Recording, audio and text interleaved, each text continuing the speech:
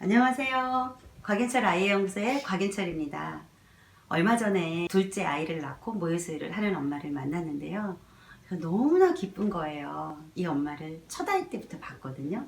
근데 이 엄마가 첫 아기 때 모유수유를 너무 하고 싶어가지고 이제 정말 많은 노력을 했어요. 병원에서 모자 동실도 했고 정말 분유 안 먹이면서 아이를 밤에도 계속 이제 모유수유 하고 그랬던 분이에요. 제가 아기 낳은 첫날부터 병원에서부터 그 엄마를 계속 같이 있었기 때문에 어떤 상황인지 너무나 잘 알지요. 아기는 굉장히 열심히 빨았어요. 그리고 엄마는 유도도 좋고 유방 상태도 좋았어요. 그러니까 처음에 한 뭐 48시간, 72시간까지는 전량이 너무나 소량이니까 뭐 안 나올 수 있다. 이제 우리가 보통 그러면 안 나온다라고 표현을 하거든요. 근데 이제 저는 늘 말하죠. 안 나오는 거 아니라고, 안 보이는 거라고, 아기가 빨면 나온다고 이렇게 얘기를 많이 합니다.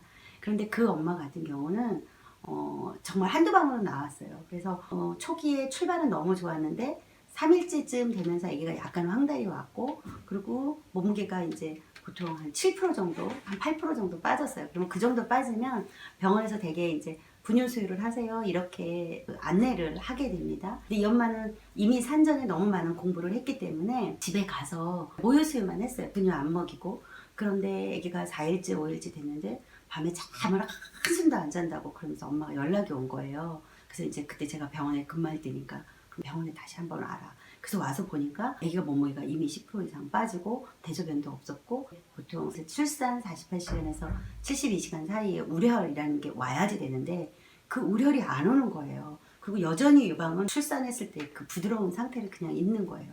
그래서 어쩔 수 없이 아기한테 분유 수유를 했고요. 이 엄마는 우려혈이 없는 상태에서 그냥 이렇게 시간이 지나가는 거예요. 그래서 원래 교과서에 뭐라고 쓰여 있냐면 인구의 5% 정도, 그러니까 산모의 5% 정도는 모유가 부족한 사람이 있다라고 했는데, 이분 같은 경우는 모유가 부족한 게 아니라 정말 없는 건가? 막 이런 생각이 들 정도로 유방 변화가 느껴지지 않고, 아이는 그러면서 너무 힘들어하니까 분유를 먹이게 되는데, 분유를 먹이는 양과 체중이 증가되는 양을 보니까 분유 양이 80% 이상 계속 그냥 증가가 되는 거예요. 그러니까 결론은 모유가 없다라고 이제 할 수 있겠죠. 너무 부족한 거죠. 그래서 결국 유축을 이제 또 시도를 하게 됐는데, 유축을 할 때 유축기 성능 중요하다라는 얘기를 제가 되게 많이 하는데, 굉장히 좋은 병원급 유축기를 가지고 하루에 8번 자극을 줬음에도 불구하고 모유양이 증가가 되지 않고, 실제로 나오는 양은 진짜 10, 20밖에 되지 않는 거예요. 그래서 모유 수유는 이분이 24개월까지 했어요. 그렇지만 실제로 아기는 한 80% 정도는 분유를 먹었고 한 20% 정도만 모유를 먹였던 그런 분이었는데, 이분이 둘째를 낳은 거예요. 그러니까 제가 너무나 궁금한 거예요. 과연 둘째도 유방에 변화가 없을까? 둘째는 어떨까? 막 이렇게. 그래서 이분이 둘째를 낳고 모유 수유를 하는데, 일단 스타트는 우리가 이제 알고 있는 그대로 분유 전혀 먹이지 않고 아기가 원할 때마다 수유를 했어요. 어땠을 것 같아요? 너무나 기쁘게도 3일째 됐을 때 유방의 변화가 오기 시작을 하는 거예요. 그리고 지금 이제 약 40일 됐는데 아기가 몸무게가 너무 잘 느는 거예요. 중간에 한 일주일 정도 아기가 황달이 오고 몸무게가 너무 빠져가지고 너무 막 흔들렸어요. 과연 여기서 이거를 계속 모유수유만, 진짜 온리 브레스트 피딩만 해도 되는지, 아니면 분유를 조금 이렇게 타가지고 좀 먹이면서 해야지 되는 건지 너무너무 어려웠는데, 엄마의 그런 어떤 강한 바램도 있었고, 또 아기가 너무 열심히 잘 빨아줬고요. 또 뭔가 분유를 들어가기에는 약간 아쉬운, 그런데 황달도 있고 몸무게 증가가 약간 아쉬운, 그래서 정말 매일매일 막 지켜보는데 그 심정이 이루 말할 수가 없었어요. 근데 지금 40일쯤 됐는데 너무너무 안정적으로 아기가 잘 먹고 있거든요. 몸무게도 잘 들고.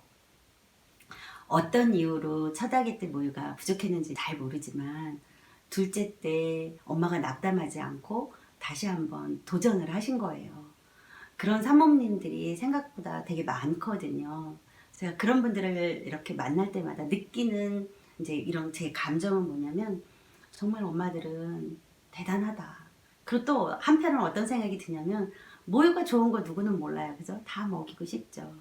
그런데 정말 이 엄마에게 모유란 어떤 걸까?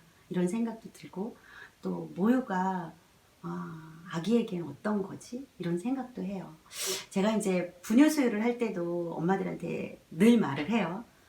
아빠가 분유 수유 안 하면 좋아요. 엄마가 하면 좋아요. 뭐 분유 수유할 때 여러분들 이미 다 알고 있잖아요. 애기 안고 먹여라 이렇게. 근데 모유라는 거는 엄마 몸에서 흐르는 정신, 그 다음에 생물학적 액체 뭐 이렇게 다 들어갑니다. 아기를 안고 이렇게 먹일 때 가장 키포인트는 뭐냐면 심장과 심장이 만나는 눈맞춤이 이루어진다라는 거예요.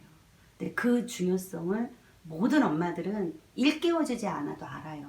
그래서 그거를 하고 싶어 하고 실제로 행동도 많이 하죠. 근데 그 과정에서 많은 어려움이 있음에도 불구하고 끝까지 하는 엄마들이 있고 혹은 많은 어려움이 있을 때 조건이 좋음에도 불구하고 멈추는 엄마들이 있어요. 그러니까 이게 어떤 여러 가지 상황이 있기 때문에 멈춘다, 진행을 한다 이런 부분에 대해서 뭐 다 괜찮아요. 그러니까 중요한 건 뭐냐면 엄마가 하고 싶은 게 뭔지, 그 다음에 아기에게 주고 싶은 게 뭔지 자기가 정확하게 알고 있다라는 거예요. 그리고 알고 있는 거를 행동으로 옮기는 용기. 저는 그 부분을 늘 칭찬을 해요. 그러니까 안 한 것에 대해서 얘기를 하는 게 아니라 옳은 것이 무엇인지 알고 지속적으로 하려고 애쓰는 거.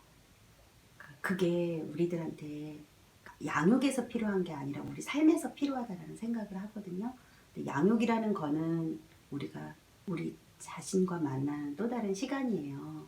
그러니까 양육을 통해서 우리가 성장을 하게 되는데 그 양육으로 인해서 엄마들이 삶에서 중요한 게 뭔지 그리고 그렇게 하기 위해서 무엇을 해야 되는지 그런 고민하는 그런 모습들이 되게 자랑스럽게 느껴져요. 모유수유가 뭐 별거 아닐 것일 수도 있어요. 그럼에도 불구하고 노력해주는 여러분들을 늘 축복합니다. 감사합니다.